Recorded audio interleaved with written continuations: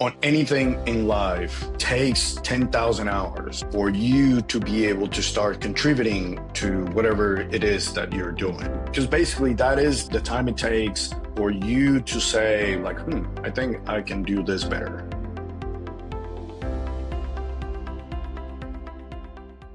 Welcome back to the What It Takes podcast. I'm your host, Darren, and today I'm joined by Alessio. Alessio, you're someone who came from an engineering background, and today you've built up a multi-million-dollar business. I'm very excited to talk to you today, to really just dive deep into your upbringing, what made you who you are today, but also how you scaled the business. But first of all, big welcome to you. How you doing, man?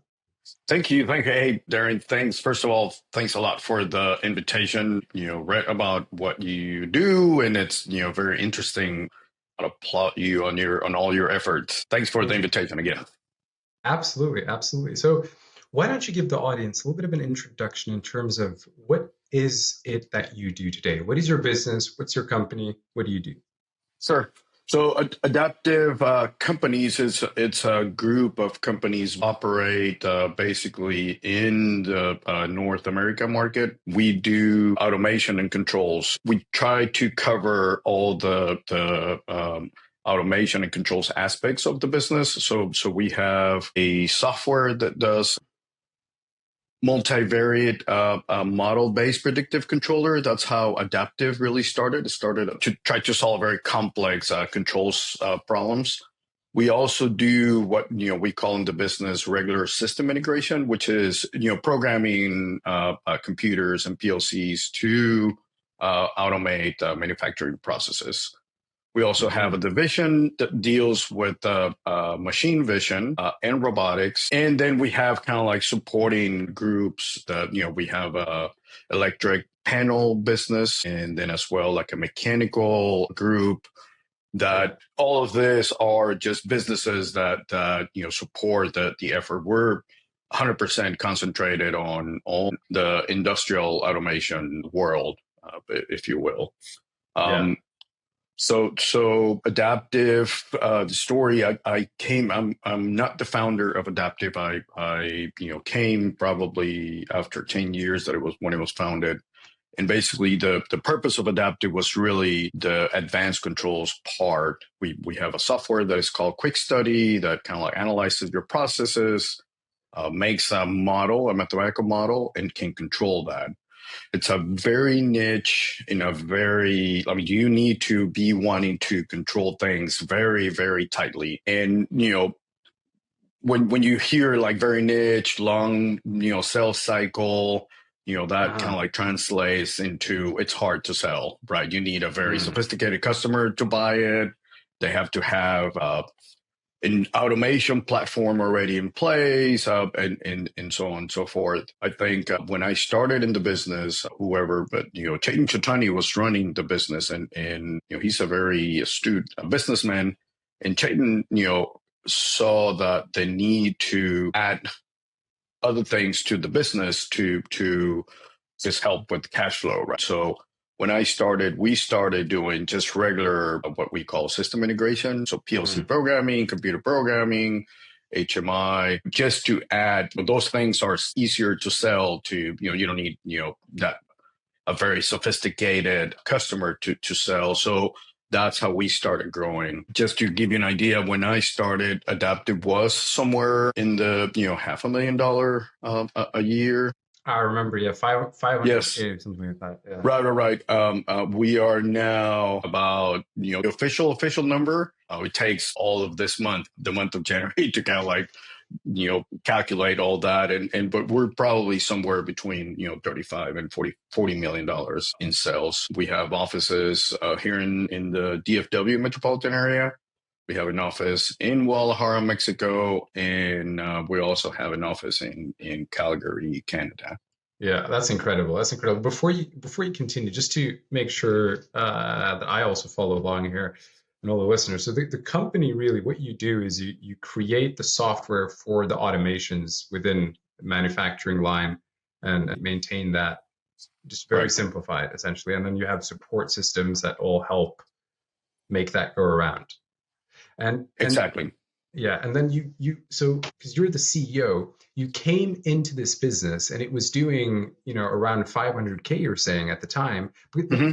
and now you're at 35. But when you first started, because you're the owner of this business and you essentially took this over, wasn't it like that?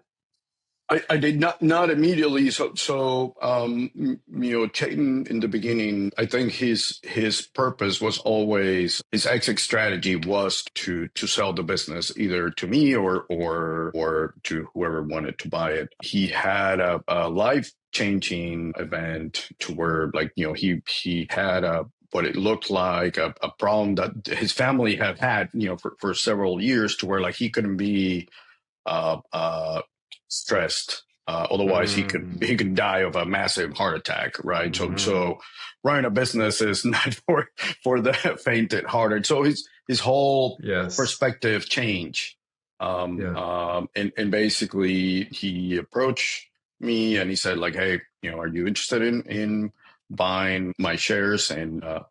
And we did it. We're still friends. We still talk. It's incredible. And basically that's how I became the owner of Adaptive. There are other partners now. It's impossible to do this alone, as you can imagine. But yeah, I am the majority owner of Adaptive. How do you take it from 500,000 to what Adaptive is now? It's a lot of work. Yeah, um, I, um, I, I really want to get into that. But first, I want to go a little bit to the beginning together with you, Eliseo. So, what you've built up today is truly incredible. But obviously, when you look back at a person's life and what it takes to build something like this, it's also very interesting to kind of go into their early life, right? What shaped you into the person that you are today? And so I kind of want to go back a little bit here with you and talk about your origins, right? Because you sure. came from Mexico, grew up in Mexico. Yes, so very it was a rough start of my own making. Hmm. Basically, when I was in my senior year in high school, my girlfriend got pregnant. Hmm. And at the time, you're in your senior year in high school. It could derail all your plans, whatever you had set for your plans for life. Basically, I was confronted with the reality that I probably needed to work Hmm. to maintain sustain my family if I decided to marry my girlfriend at the time, um, or kind of like you know persuade her to get an abortion, and then kind of like nothing happened, right? Hmm. I'm not gonna take the high ground. I tried to persuade her to get an abortion. I mean, I was like 18 years old, selfish, and obviously she told me no. She said, if you don't want any part of this, that's fine. I'll do it on my own. you know, the next day, that night when she told me I had like a terrible night, then the Hmm. next day I call her and I tell her, we'll get married. It was extremely difficult from the beginning, because the went and talked to my dad. I thought my dad was gonna just kill me, kick me out of the house Yeah. or something. When I went to talk to him, he kind of like I already had a plan. My plan at the time was like, hey, let me finish high school. Since Laura, my wife, she was from, I live in a border town, so right at the border between Mexico and United States. She live in Texas, I live in Mexico. So my plan was, we get married, finish high school, get a green card, which you can once you married a U.S. citizen, and then I'll go into I think at the time I was thinking I will go into the Marines, which it was kind of like for me it was kind of like, hey, I can work, I can also get an education, which I always recognize that Hmm.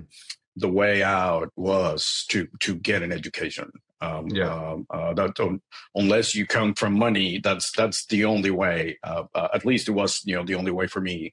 Um, Hmm. so when I talked to my dad, And I told him. He was like, "Hey, don't worry about it," which I was really surprised. I remember crying out, when I left my dad's office, just on the the realization that have that support in a very, very difficult time, in my life. That was just amazing. I don't think anybody can make it through life without a little bit of luck. I think I have been, very lucky throughout my life, because I have had, a good family, good family on both sides. Mine Yeah. and Laura's family.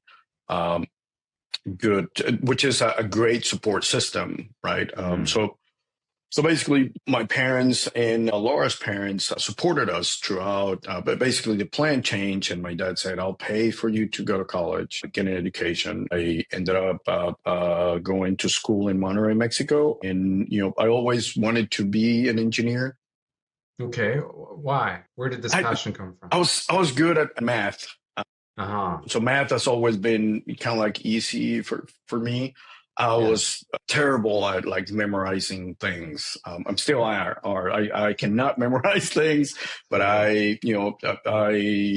it's kind of like a passion to discover things, kind of like how things work. And, Yeah. when I was, a kid, I will take things apart and try to figure out how they worked and all that. So I knew I wanted to be an engineer. I didn't really Mm. knew what type. There's many types of engineering. I remember when I started college, my major was physics, Mm. engineering physics. Mm. And then so basically the plan was, my parents, my family, and Laura's family help us, for us to finish college. Amberly, my daughter, she was born. I remember she was born on a Friday. I had a physics exam in the morning in Monterey, and then when I came back, she was born. I took a bus from Monterey, was to Acuna, which is where I lived. It was about 6 or 7 hours, and then I went across the border and I met my daughter for the first time. That was Wow. yeah. I remember the nurse when I came into the hospital told me like, "Hey kid, I was 19 years old." Yeah. So like, "Hey kid, visiting hours are over." And I told her like, "Well, I'm the dad." And I remember she just looked at me like, "What?" College was great. Was one of the greatest experiences of my life. But basically, I was already a dad, Mm-hmm. probably the only dad in my class. I mean, how did that And affect you? While you were in school, what was your mindset like? Did you feel more responsibility? you feel more pressure Yeah. for sure, right? You're thinking about well, a lot of my friends, it's a great time in your life, right? You're partying and Mm-hmm. you're trying to meet new people, probably your future wife and stuff. And I just had to be dedicated to school. And every 2 weeks, I will make the trip, via Mm. bus back to Texas, spend the weekend with my family. Laura was working during all this time, and I will work. I had some part time jobs at school. I remember that's how I learned AutoCAD. Um, What's so at the AutoCAD? time, AutoCAD, it's a software, a drawing software, computer Uh-huh. aided design. I was already like in the third or fourth semester, Mm. so there was an opening to teach AutoCAD, and I didn't know Mm. how to use AutoCAD. So basically, what I did, hopefully, people from my school don't listen to this. But basically, what I did, I went and did the whatever I was supposed to teach. It was more like a lab instructor. So I will do what I was supposed to be teaching before the class. I will arrive 1 hour earlier, and then I will teach it to the kids that were taking the labs and stuff like that. So Right, so right. um um so Basically, it was a great time. I had a growing family. Basically, but by the time I graduated, I ended up studying in Mexico. You can do kind of like a major and a minor. Hmm. So I ended up going to be. I'm a mechanical and electrical engineer. Mm. This became important in my life because I switched from physics to mechanical and electrical because I was a victim of marketing. Mm. They had a picture for whenever you walk through school, they'll have like pictures of kind of like what depicts what a major will do, right? So Yeah, they yeah. had a What you can picture be. of a guy programming a robot. So I remember walking through the halls of Monterey Tech, which is when I went where I went to school, and I saw this picture of a guy programming a robot, And and you thought, cool. I was like that was Yeah, love at first sight, man. yeah. That day I went to the place where you needed to switch your major, and I switched on Mm. that day, and that has been the second love of my life. I really fell in love with the idea, right, of to me it was amazing that with a computer you can do machines do stuff, right? So What year is this? Like, what year are we in now? December 1995, so this is probably meet 91, Early 92, 90s. 80, Yeah, 80, early 90s. Yes, 90s. yeah, yeah. Again, because a lot of times there's a lot of people that train as something, right, and then they ended up doing something else. I think I was lucky that I fell in love with the idea of doing that, and then when I started working, my first job was at John Deere in Monterey. And was this right after you graduated? I was still. It was my last semester. Basically, during my whole. It's 4 years and a half. What it takes to be to have a major and a minor in Mexico. So my last semester, I did some summer classes. So my last semester, I only had labs, and I arrange everything to be like in one day. So I will go, Mm. early in the morning and finish until like 6 o'clock. But then I had like 4 days that I could work. So I got a full time job as a project engineer at John Deere in Monterey. And basically it was more as a project manager, right? You're managing Mm. projects. With the time we're trying to bring.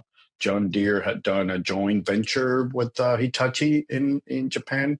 So part of the program was go to Japan, look at how they manufacture the stuff, and then bring it here. So it was more like a manufacturing engineer, if you will. Mm.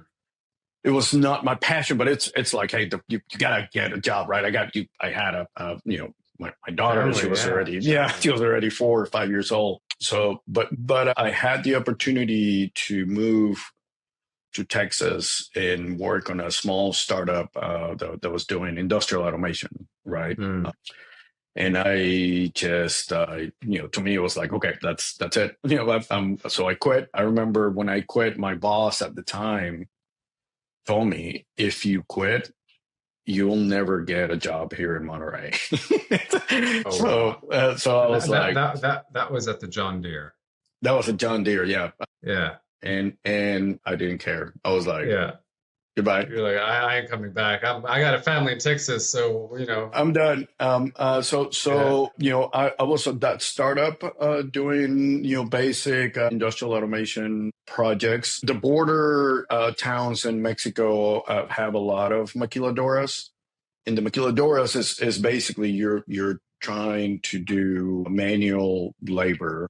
Okay, I was gonna So ask you. most yeah. So most of the automation or the need for automation is on making sure that whatever you're doing is right. So it's a lot of quality Mm, control. yeah. We did like small machines to test the manufacturing was done right. And then I had an opportunity to move to Dallas to work at an engineering firm that was doing big time in industrial automation. So after a year and a half of working with this small company, I moved here to the DFW area. I think it was in 1998. That's when I moved here. And I have been here in DFW ever since. I worked for a similar company doing the stuff that I do now. I learned a lot, had like great bosses, great teachers. I learned my trade basically. And I think doing what during my college and high school, your teachers and professors will tell you this, like, hey, find something that you love and then do it. And you're going to be so consumed on the things that because you're excited when you're learning things and you're like, this is so cool, that you just don't realize that you're going to get good at it because you like it, right? So I love what I did. I started doing electrical design, then I moved to programming, and then I just never stopped. I will volunteer for any project on whatever side of the world. I love traveling, so you should have seen my passport back then. It was probably like this thick from going to like all the places. Yeah. And basically, I just did it so much that I became an expert. I was managing people my dad's age when I was 35 years old. I became manager of engineers at that age. What was that like for you? It was hard, intimidating in the beginning, to see, because basically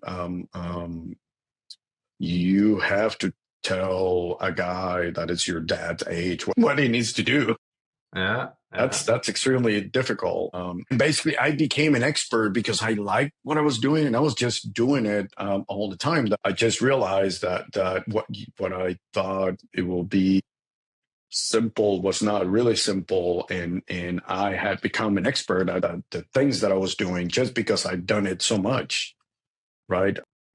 And you enjoyed it as well, right?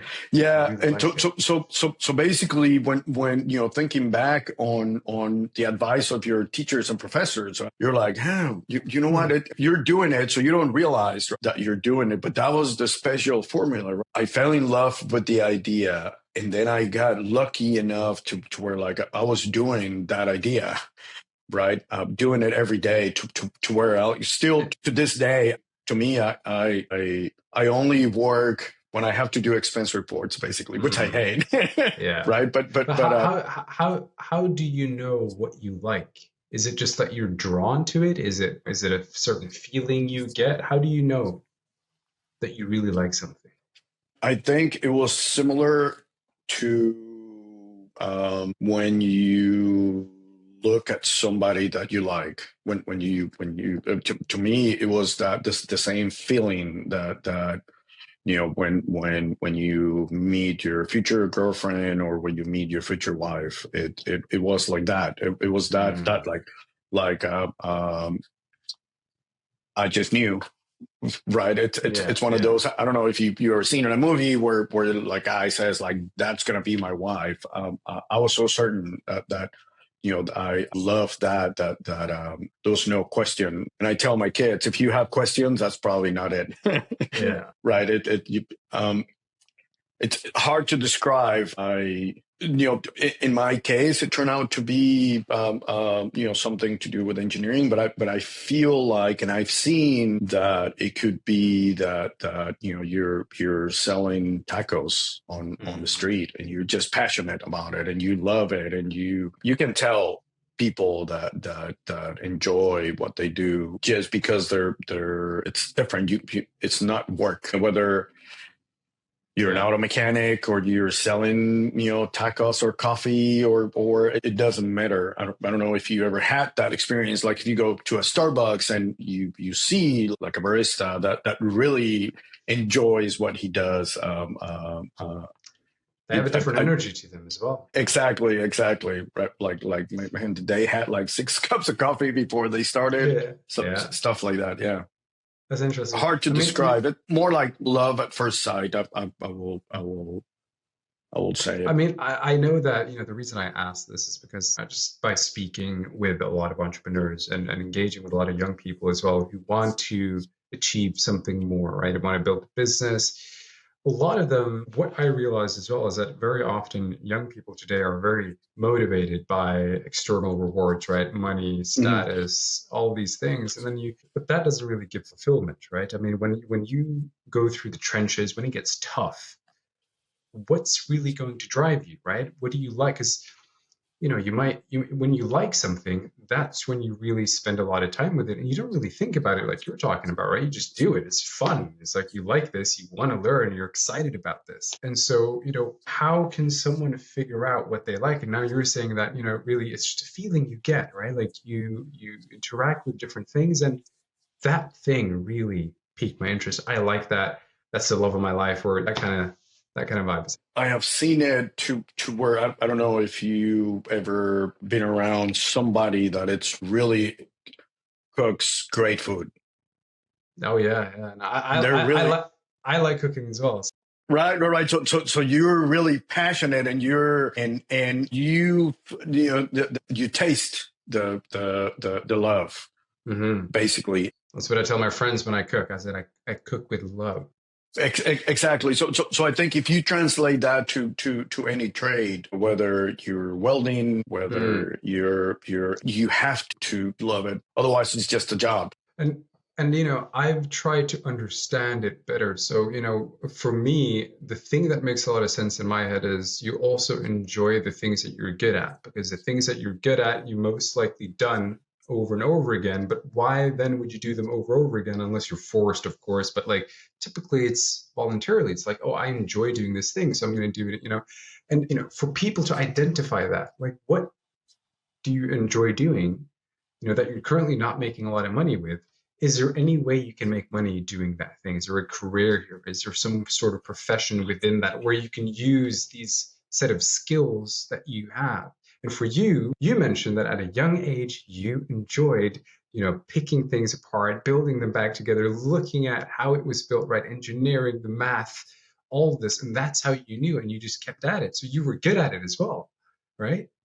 Exactly. There is this thing that it's on books that I truly believe in, and I tell all the engineers that I mentor here at Adaptive, and I tell my kids, and I tell them, like, on anything in life, it takes 10,000 hours Mm-hmm. for you to be able to start contributing to whatever it is that you're doing. Hmm.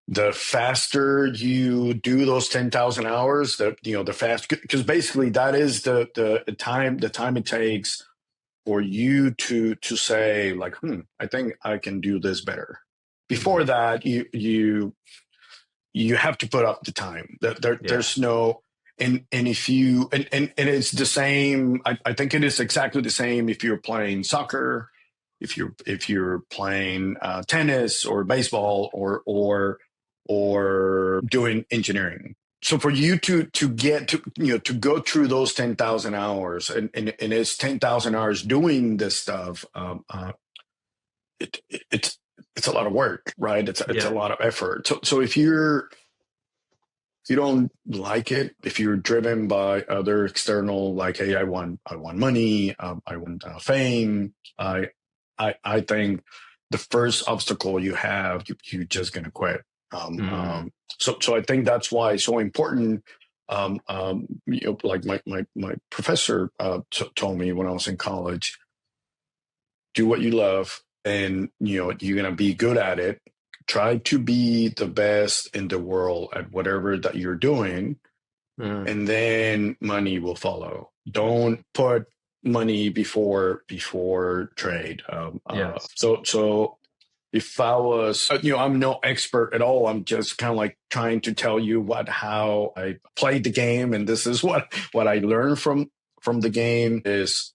If you're trying to figure out what is it that you want to do, what is your place in this world, what is your contribution, you have to like it, because Mm. the is really a lot of hard work and a lot of long days and long nights. And if you don't love it, you're just going to quit. That it's as simple as that, right? Because the formula is luck, the formula is passion, and a lot of work. There's no, I don't think, I think if you ask anybody, they're going to tell you, you're probably seeing the result of, 20 or 30 years of work. And you only see kind of like the last part, but you don't see everything that you had to do before. And it's not sexy. It's not fancy. It's just a lot of, hard work, basically, unfortunately. And fortunately, at the same time, right? But I think the mindset that I'm selling tacos, but I'm going to become the best. My tacos are going to be the best tacos in the world. With that, if you set your goal when you start, then probably in 20 years you will become the taco king, if you will. Right? Yeah. No, I think that's incredible. I mean, for a young person who's listening to this, I think it's so valuable to reflect on this, considering the fact that we're today being bombarded through social media with all these external things, right? Like the cars and this and that, but we're not often talking about the passion behind what gives those things, right? Because these are just temporary things, right? Temporary materialistic things. The value comes from the work, the fulfillment that you have, and whatever other value that you hold that is in high regard, right? Now, moving forward though, right? So you're in this business, you left Mexico, started at the startup. How long were you there before, what was your journey like from there up until Adaptive? So basically, I was about 12 years. I only had three jobs since I graduated from college. The first one was at this startup. I moved for a better opportunity. I was there for about 12 years. I became director of engineering at this firm, and basically then that's when I started realizing that since I had a very technical career, a very technical undergrad, I realized that I needed more education. So I did my MBA, and I think during that time I was searching. I was not certain how I was going to do it, but I knew that I needed to eventually be on my own. So after I finished my MBA, that kind of like in my mind, I said, okay, I'm prepared for what's next. Now I understand the language of business. And basically I quit my job. At the time I had three kids. I think Amberly was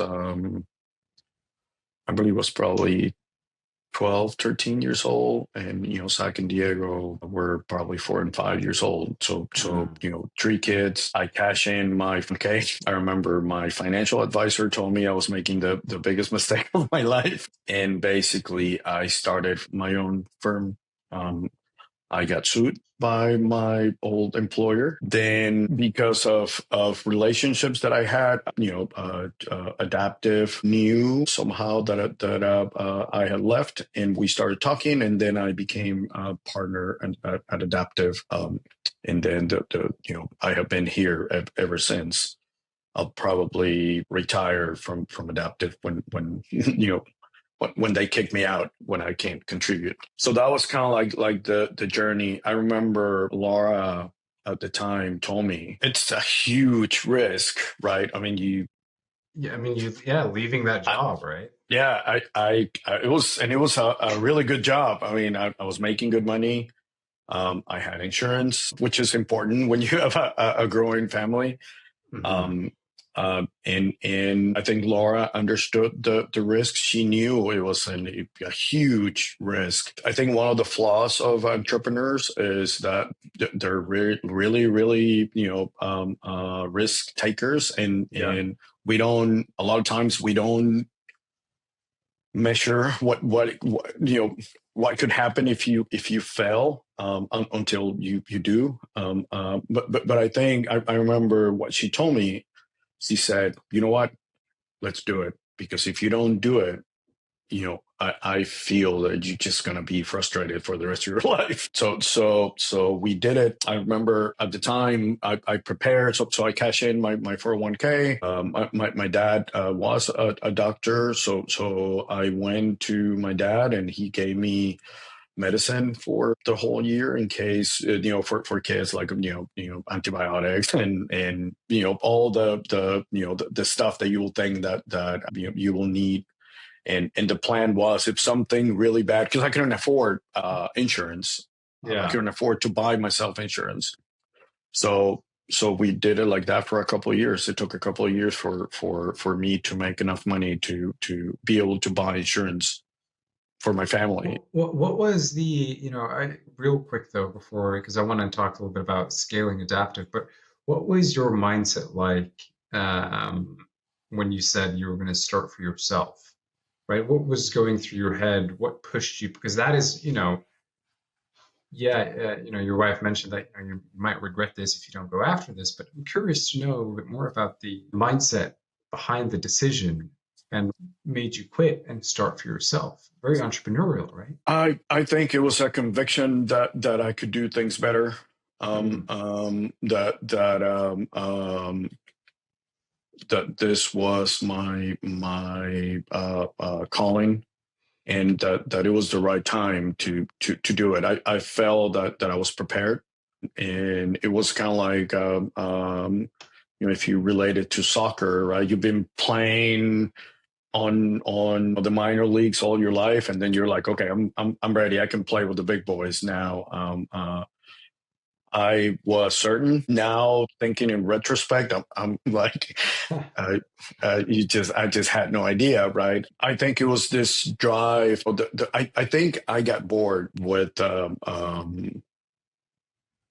when I became a manager. It got to the point where like I don't lost the passion. It became a job, and this was like the next adrenaline shot that I was gonna get. And that I don't know why I was so certain. Right, a lot of things could go wrong, but in my mind I was like, I'm ready. I can do it. And it just I got lucky that I had customers, and customer trust me, that I found a way out whenever I was being sued, because basically that would have shut me down. My old employer put an injunction, and basically that will shut you down. I mean, you cannot Yeah, conduct business, right?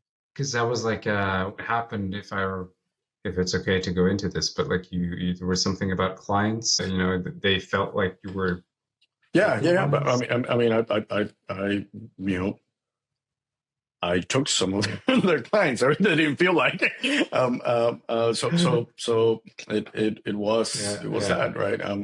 But there was no contract saying you couldn't do it, right? I think that was. There was not, and basically, when I talked to my lawyer at the time, he said like, "Hey, this is very hard. That will stick in court. Basically, your former employer is betting that you don't have the cash flow to battle this, right?" Mm. Which they were absolutely right. I didn't have the cash flow to to battle that. When that door closed, another door opened. And that's when Adaptive, at the time, I think they were trying to figure out, how to grow the business, right? So it was kind of like, you're at the right place at the right time. We joined forces, and as a result, I think Adaptive became a better company, Mm. right? Because I still had the drive, I still had the need to prove myself. I felt that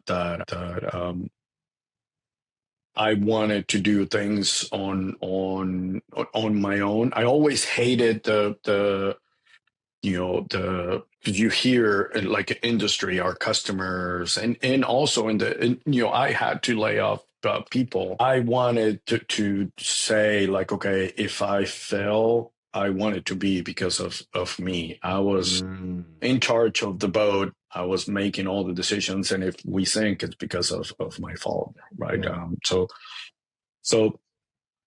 kind of like Okay. hard to, Interesting. yeah. So you join Adaptive then, and this is where it gets exciting because at the time when you joined, I mean, you were mentioning them doing because the need or the desire to scale was there, right? You had this drive, and at the time it was what were they doing? Okay, something like that. Yeah, so very much only selling software basically. And then at the time we were basically forced by our customer to train other engineering companies to use our software, and the Mm, software is complex enough to work. And typically, what happens on engineering firms is you go and you train probably their best engineer, but then when it comes to actually the stuff that we do is rarely in town. mm, All of our projects are somewhere out, where you have to travel, right? So yeah. usually what happens is when you go and you commission these things, you send the most junior guy and he's the one who implements this, very complex software. So I think at the time what had, the way things were structured was not conducive to scale, right? So basically, when I started, we started the industrial automation business, which is just regular PLC programming and HMI programming. So basically, this is if you go to any modern manufacturing plant, basically everything is run by computers, and you depict the process in a screen, and you show with colors and animation kind of like what's going on in the process.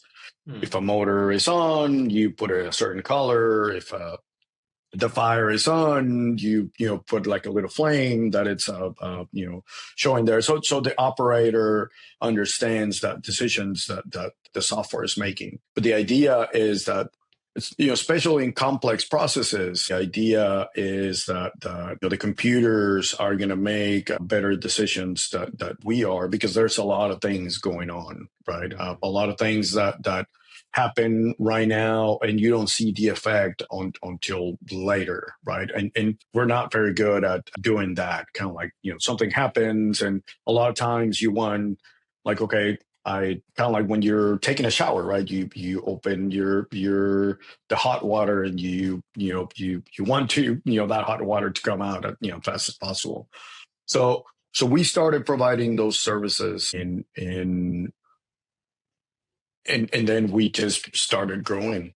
mm, Then so basically first it was just me and a couple of guys, and then you start adding people. I started hiring people that had worked for me. I said that, basically an entrepreneur always starts hiring himself, and then he hires friends and family, right? yeah. So I hire all my friends and all my family. I hire pretty much anybody that wanted to work for me. I remember at the time, it was so personal to me that, and I was so convinced about my project that I really got offended with an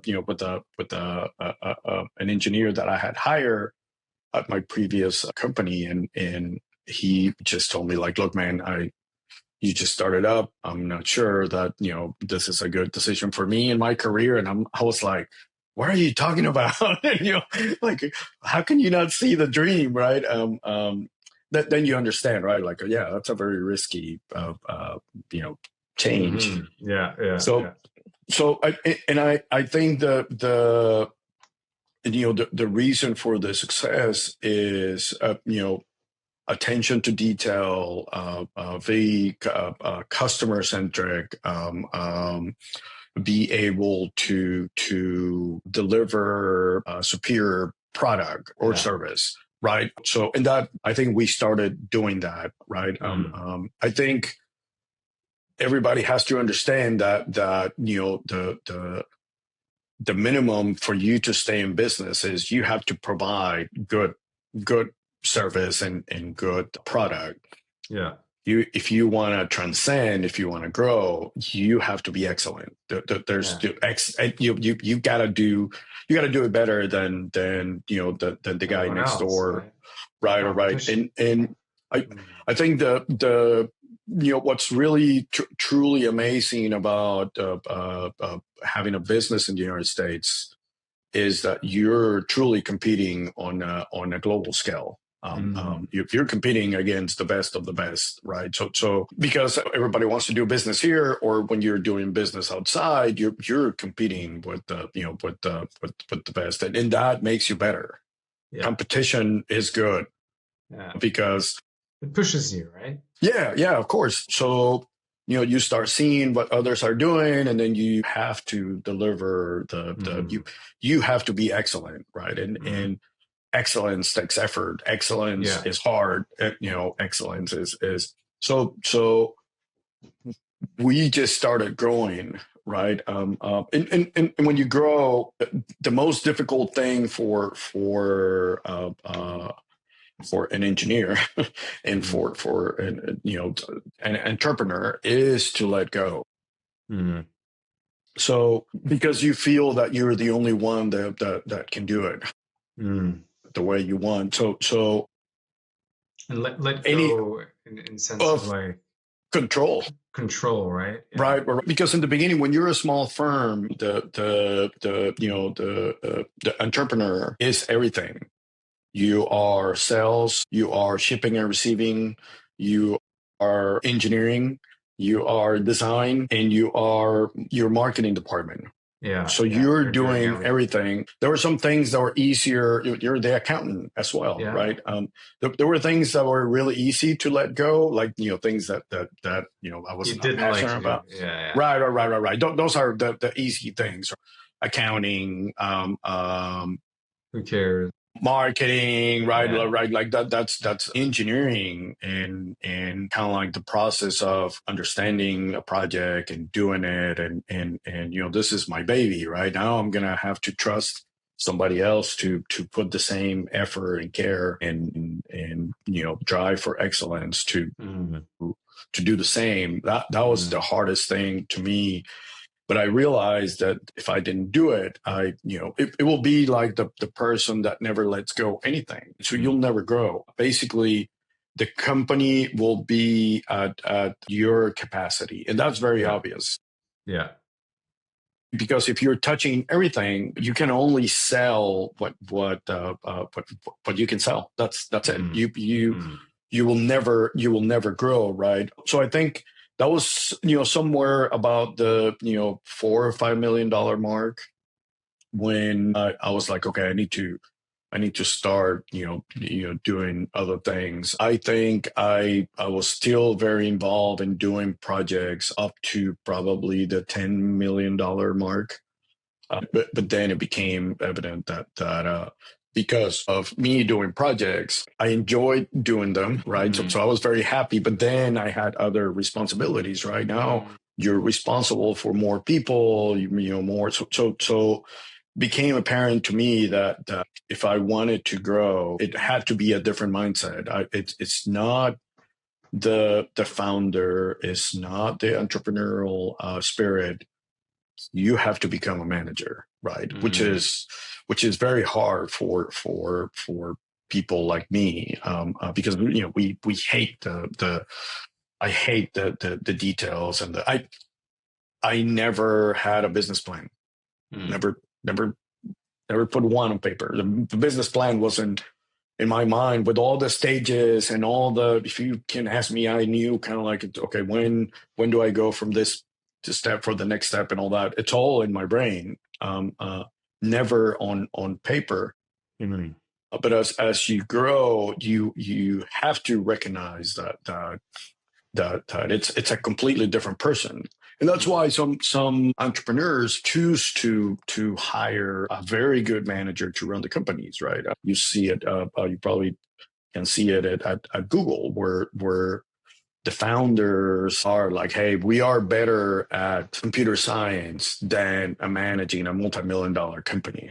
Yeah. And that is a very hard decision for anybody to make, because It's your baby, right? And then also goes against your, what drives you, right? To me, I really discover my passion later in life when I had the means to maybe start investing in other stuff, be able to keep that entrepreneurial spirit alive. Here in Adaptive, I keep creating things that fulfill my Get you my needs. excited. Right. Yeah. Probably every 2 or 3 years, I come up with something, whether we open an office in another country or in another state, or whether we start like a new service or product. It's a little bit different because now I have to justify it, in a more traditional sense, right? But then I started a business with my brother. We sell ice in Acuña, Mexico. Yeah, I told Where me. and it was just basically the same passion, right? I kind of like It's very random, right? Like ice cream right. in Mexico, like And basically, I figure out. I remember I talked to the guy that sells the machines, and I told him like, hey, I'm gonna buy the machine from you, but I'm gonna do all the controls. I'm gonna do Mm. all the automation. And the guy was like, "What are you talking about? What? Are you Yeah. sure?" And I'm like, "Yeah, I'm sure." So I learned, because when you automate a process, the automator has to become an expert in it. You Yeah. have to learn Yeah. how the process works, and that's kind of like, I love doing that, right? So I am now basically I am the maintenance department of our ice factory, right? If something breaks, my brother calls me. I connect and fix things. So through automation and understanding the process, the machines that we bought, we're getting about 15-20% more yields out of the machines. Not bad. Just Just by just tweaking with just by automation. tweaking. That is my passion now. Yeah, yeah, yeah. The whole process of kind of like going into something, understanding how it works first. The 10,000 hours apply at anything that you do. So you have to learn about the process. I remember we produced our first bag of ice, my brother and I was so excited. And then my brother, comes back to me and is like, "So how are we gonna distribute the ice?" Yeah. And I'm like, uh, I don't have any more money, bro. Yeah. Right. So basically we changed our business plan and we started selling to B2B. just B2B, basically. So people that sold business eyes to the public. So in Yeah. the beginning, we were not selling eyes to the public. Now we are probably the second producer of eyes in Acuña, but by capacity, right? That's very, very So fun. That's really it's fun. it's I And mean, so, working with your brother, that's like, yeah, so it's a completely different relationship. It's a completely I can different, you imagine. never get to see your siblings In in that that way, yeah. environment, right? All Yeah. right. So Yeah. it's been so much fun. So I want to ask you this. So, and this is what I'm looking for here is I'm going to say 0 to 1 million, right? And that is going to be the amount of money that a company makes, and then 1 to 5 or 1 to 10.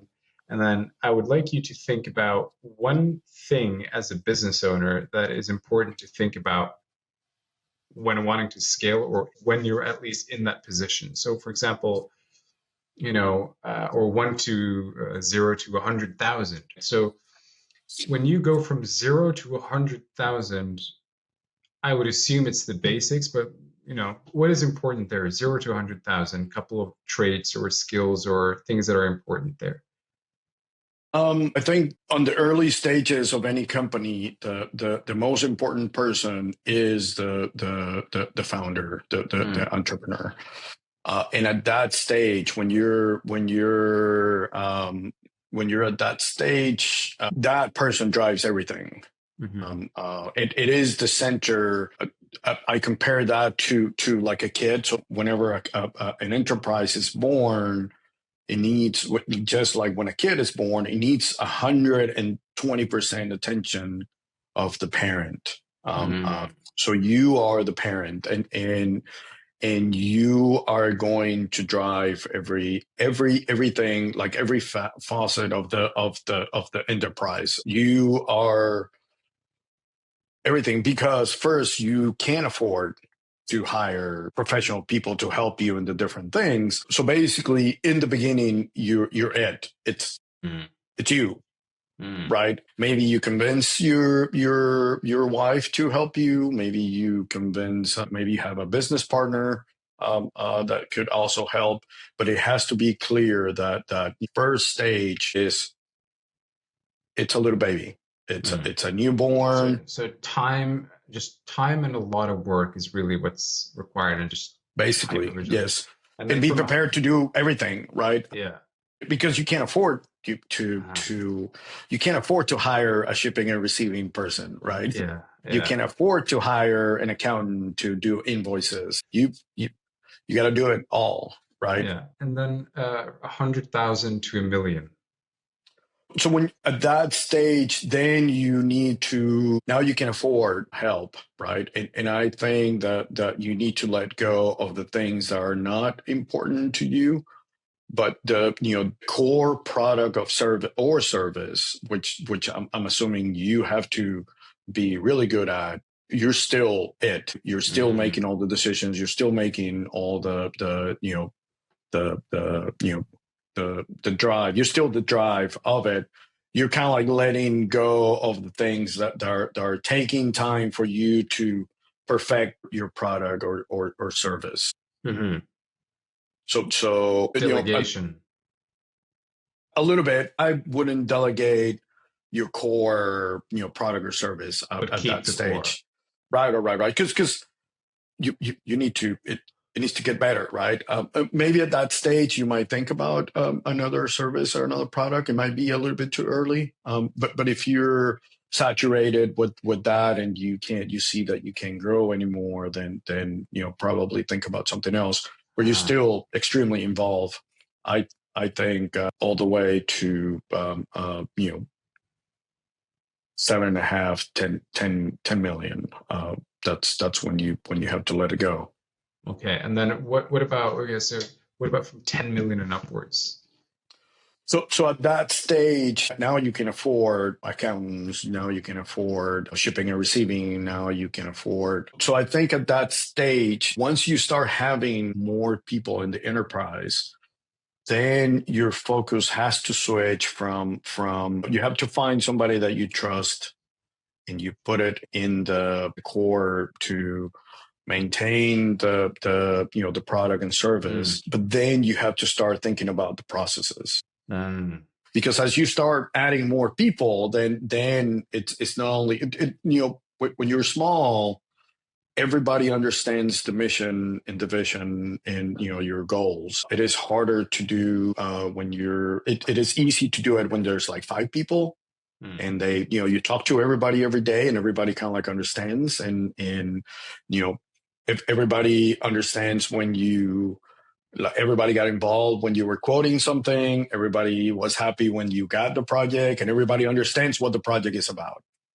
Now, when you start growing, now maybe you have people dedicated at quoting, and they don't talk to the people that are doing at that stage.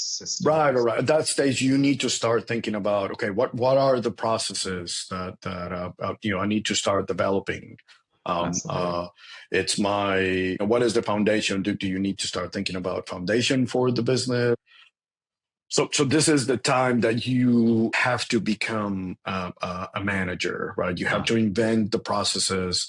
I think you also need to, you always have to be involved with the, what is it that makes you different, right? Whether if it's a product, you spend more time, developing the product. If it's a service, how do we do it better? But now the enterprise becomes more you need to have your managerial skills. And I Yeah. think this is Yeah. the stage where you have to decide, right? Is your baby?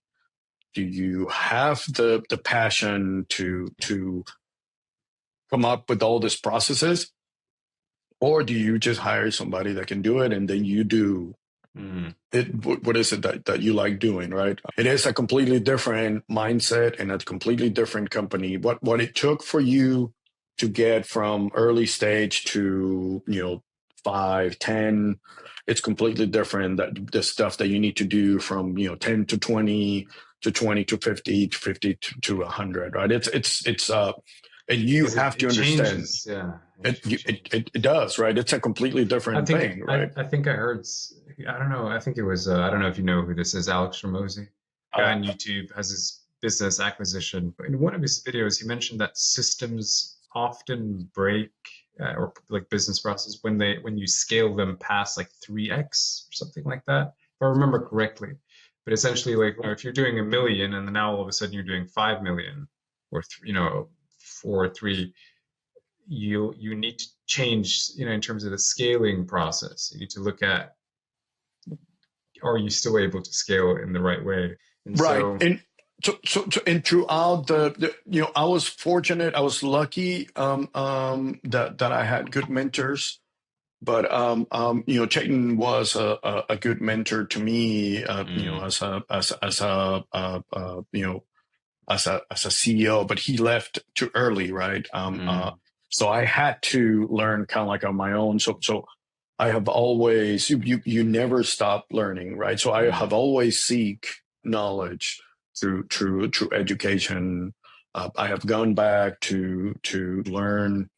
Um, I was a cohort, part of the cohort on Goldman Sachs 10,000 mm, businesses, which kind of mm, like you get together with a bunch of CEOs and you talk about this, like how yeah, do you grow? How do you?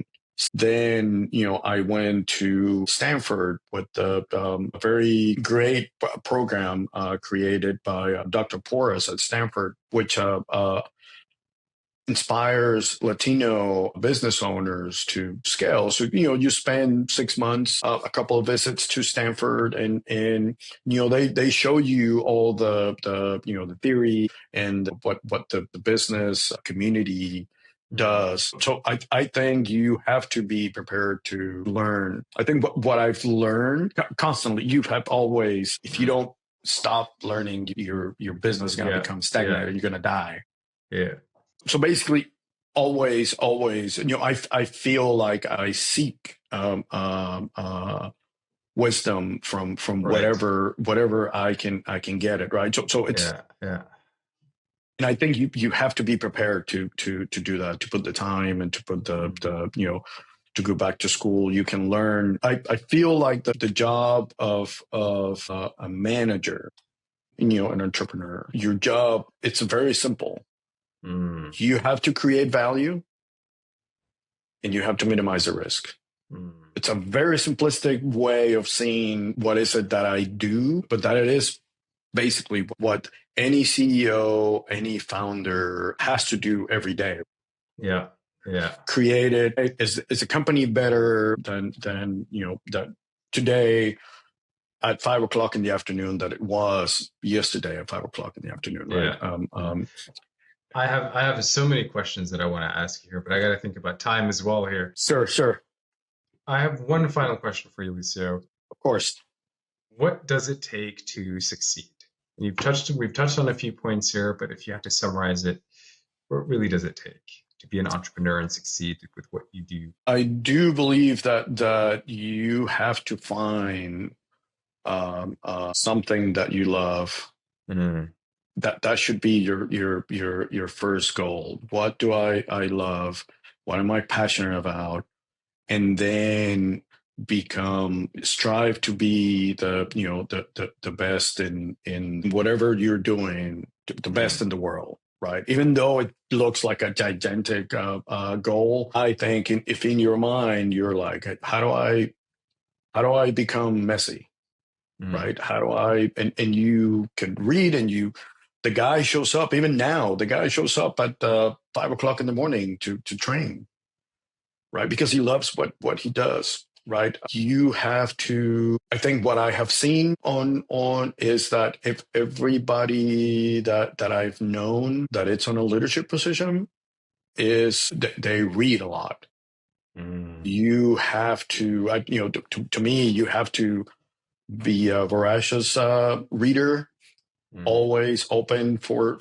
You have to understand that this is a journey, and you always have to learn new things, be informed, and then understand your strengths and your weaknesses, because you're not good at everything, and you. I know that I said kind of like in the beginning, you're it. But when you grow, and as you're growing, the only way you're going to grow is you have to have a great team. Yeah. So you have to find the people that are passionate as you are, and understand your dreams, and make it. And this is hard, but then at the same time, you have to, right. You can't do it alone. You need the support system in your personal life, your family, your friends, your wife, your partner in life. But then you also need the same support system in your business, right? The mentality has to be always employees. When you have money, you pay your employees, you pay your suppliers, and then you pay yourself. In that order, right? Because it takes a team it takes a village to grow. Surround yourself with positive people that understand your dream and share your dream, and be ready to work hard. I don't think anybody, right? Anybody is going to tell you this is easy, right? It's not. Yeah. It is hard for a reason. Yeah. And a lot of times the reason is a lot of people don't want to put the time that it takes, and the long hours, and the sleepless nights, and everything that you have to do to become successful. Incredible advice. Eliseo, I want to thank you so much for joining the podcast today. I had a really blast. I learned a lot as well. And yeah, man, I told you I wanted to ask you a lot more questions, but I got other things on the schedule. I'm sure you're busy too. Of course. But this was a real pleasure. So again, thank you so much for coming on. Same here. It's been a blast. Thank you very much. Thanks for inviting me. Take care. Goodbye.